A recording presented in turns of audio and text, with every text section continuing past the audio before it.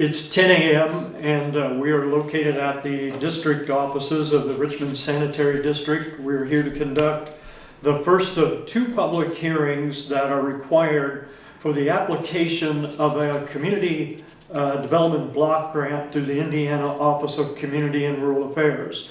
The Sanitary District will be applying for a $750,000 grant that will be used to help make improvements to the levee that is along the East Fork of White River that is abutting or near the wastewater treatment plant for the city of Richmond.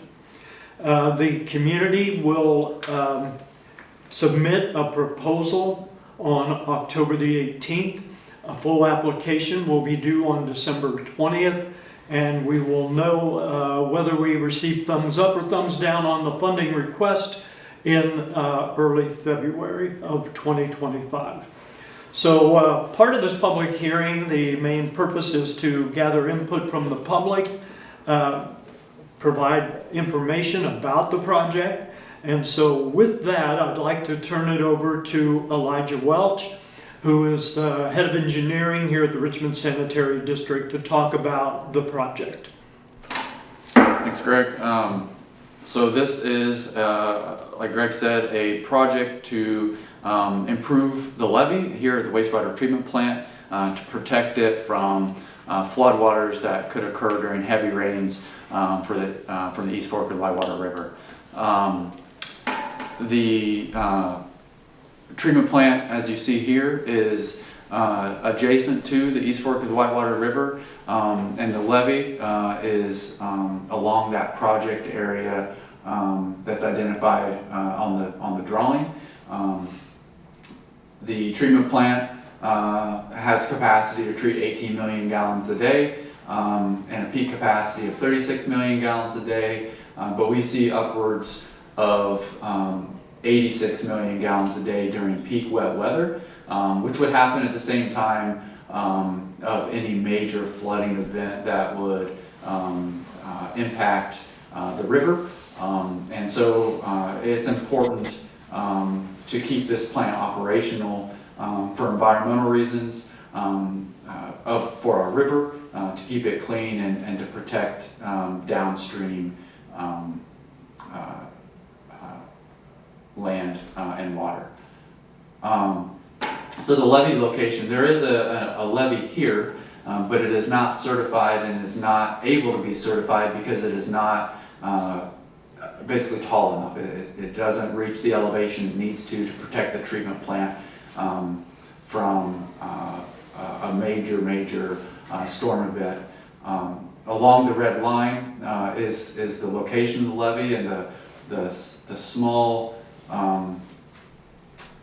teal colored line up at the far north end of the project is where the levee will be improved, along with around the corner there. But this is basically the location of the levee and where we'll see those improvements happen. This is a FEMA flood map. So this is a document that is used both for insurance purposes, if your home were to be built in a floodway or a floodplain. And as you can see, the map shows both in the blue colored hatching and the black colored hatching that the treatment plant would undergo flooding if we were to get a 100-year event. And that's what this is primarily based on, is an event that has a 1% chance of happening on an annual basis. And this is what basically drives insurance rates, the requirement for flood insurance, and ultimately the risk associated with any kind of rain that your particular property has.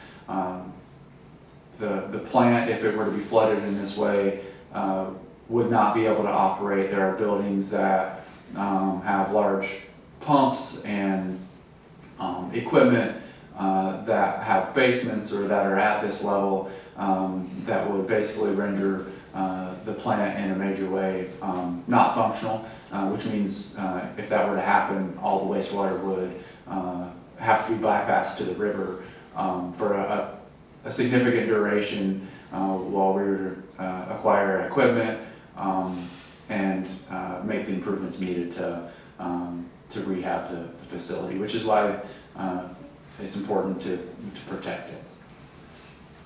So part of the process has been to evaluate the existing levee, compare it to what's required per standards to make it certifiable, and then look at the protection that provides. So the red line is the survey that was done along the top of the existing levee.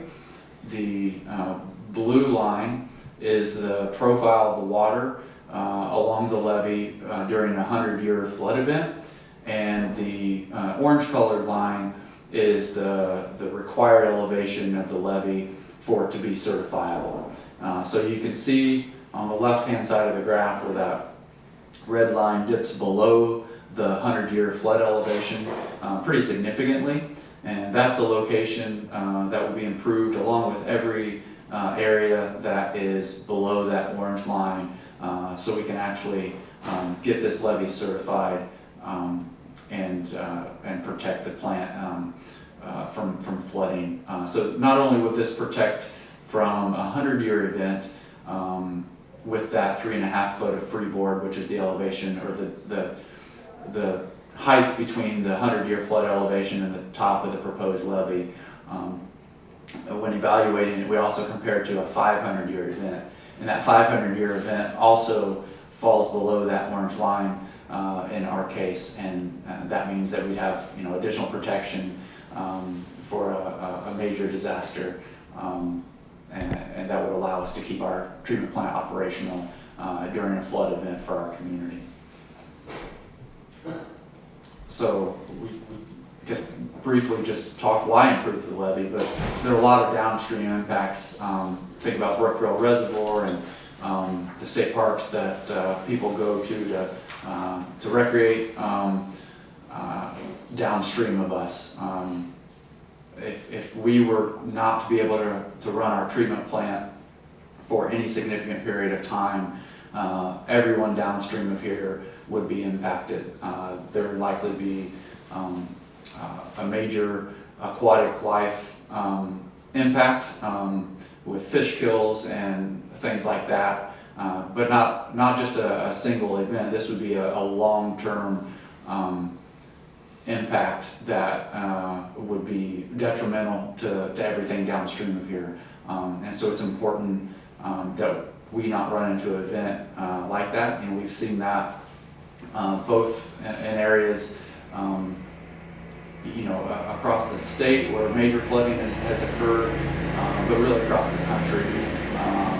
These are things that do happen, and we want to make sure we're protecting both the investment that we have here at the treatment plant, as well as everyone who uses the river or is impacted by the river, both in our community and downstream of our community.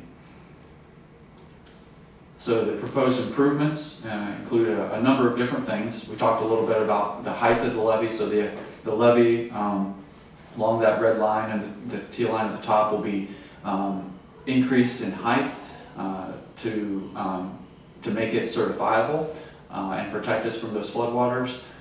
We'll repair some of the things that we found that are detrimental to its stability right now. So a little bit of erosion and some animal burrows that will be cleaned up and removed and repaired. We'll also be installing a floodgate, which I'll get to on the next slide. And then we'll also go through and remove the trees and shrubs that have grown into the levee, remove the root ball, repair the levee in those locations, and protect it with vegetation, more appropriate vegetation when that's completed. The floodgate that will be installed is on the north end of the levee where that blue or teal colored line was. The elevations of the treatment plant and the traffic in and out make it infeasible for us to be able to just increase the the height of the levee in that location. There's a road along the top of it, and that crosses it at that location. And because of the traffic, whether it be semis when we haul biosolids or other vehicles that go in and out, we couldn't just raise the levee to the height that would be required. So the proposal is to install a floodgate at that location. This is an automatic floodgate. It is installed in a pit, and as water were to reach it, it fills that pit up, and it basically floats up into place and automatically shuts the gate before floodwaters are able to inundate the treatment plant here in our case. This is technology that's been installed and used for some time. I know in Indiana, these are the types of things that City of Columbus used after they had a major flooding event, and used to protect from future events. So project cost, the total construction cost estimate is $1,798,080.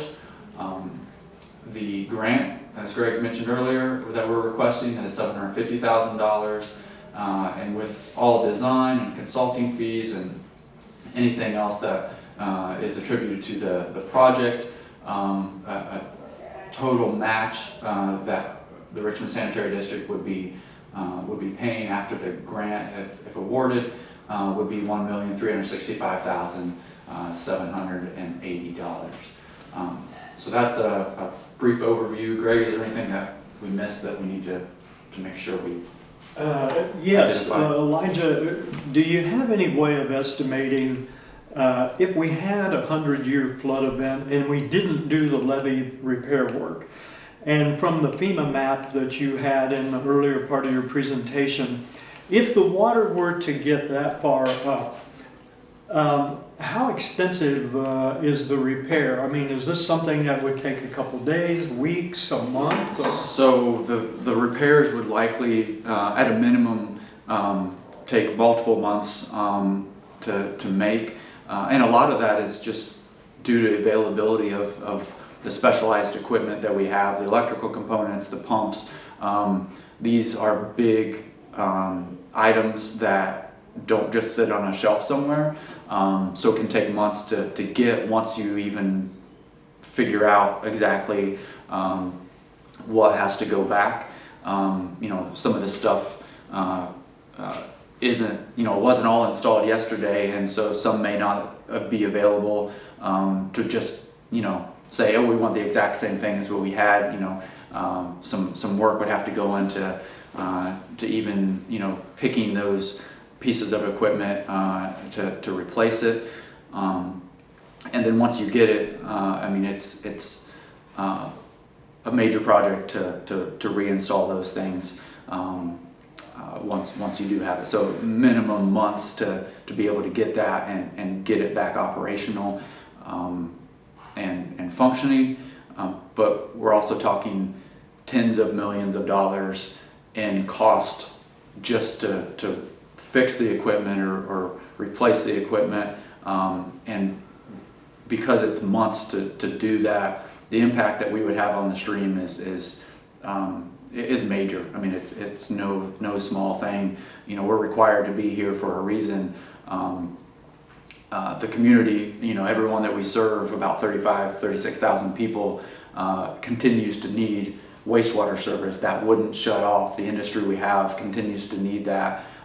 So those flows would still continue while we're down and operational or not operational. And so, that just trickles down and really puts us back more in a scenario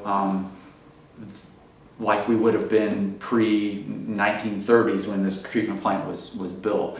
And so, not a good situation, expensive and time consuming to try to fix that kind of problem. Well, I think we've all noticed that weather patterns seem to be changing, and when we have severe storms, they seem to be very severe, not just here, but throughout the country. And so I think it's a great thing that the Richmond Sanitary District Board is being proactive in this case. And it's not like you're waiting for something to happen. You know, you want to protect your assets here, and that's a very positive move. So with that, we do not have any questions or comments from the public. And Elijah, if you have anything you want to say to wrap up, that's fine, but otherwise we can close our public hearing.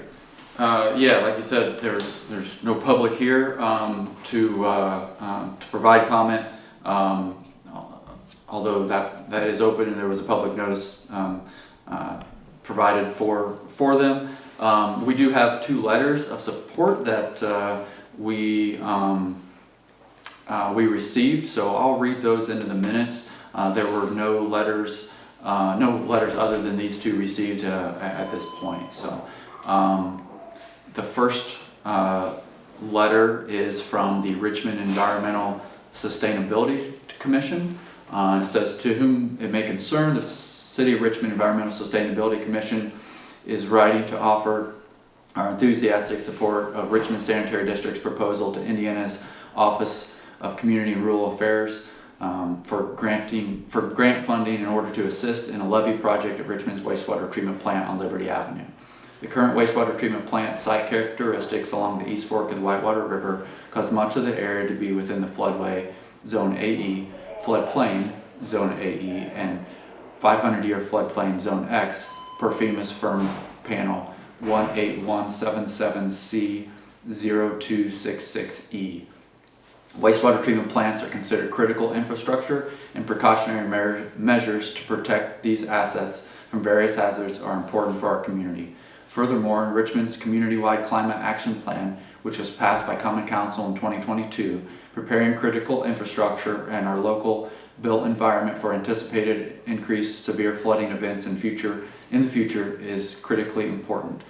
It is also our understanding that severe flood impacts to the wastewater treatment plant would be significant.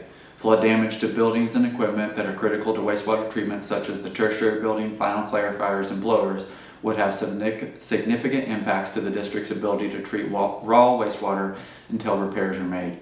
The district's proposal to strengthen flood prevention measures through the levee project are an important step in ensuring that this critical infrastructure can serve our community well into the future. We are committed to promoting sustainable and healthy environment in the City of Richmond and surrounding area. This grant will provide much needed funding to help flood prevention efforts and the continued effort to maintain water quality in Richmond. Sincerely, Matt Evans, President, Richmond Environmental Sustainability Commission. And the second letter that we received is from the Earth Charter Indiana, and it says, to whom it may concern, please accept this letter as a show of support for the Richmond Sanitary District's application to the Office of Community and Rural Affairs for funding to help protect our water treatment plant in the event of flooding and other severe weather events. As an Earth Charter Indiana Resiliency Coordinator, I work with city officials, community members, and nonprofit organizations to ensure that Richmond is on the path to climate resiliency. Severe weather events are becoming more common as the climate changes, and protecting our water systems is imperative in ensuring human health. As it stands, our water treatment plant lies in a floodplain, making it incredibly vulnerable to flooding. The Richmond Climate Action Plan Implementation Assessment, prepared by Indiana University graduate students, points to the protection of critical infrastructure as an area requiring immediate attention. This grant would help Richmond achieve the goals of this plan, inching us one step closer to climate resilience. I, along with my colleagues at Earth Charter Indiana, fully support this application and encourage your office to contact us anytime with further questions. Thank you for the opportunity to express our enthusiasm for this project. Sincerely, Allison Zidell, Richmond Resiliency Coordinator, Earth Charter Indiana. So with that, we'll close the public comment period and close this public hearing. That's all we need. Thank you.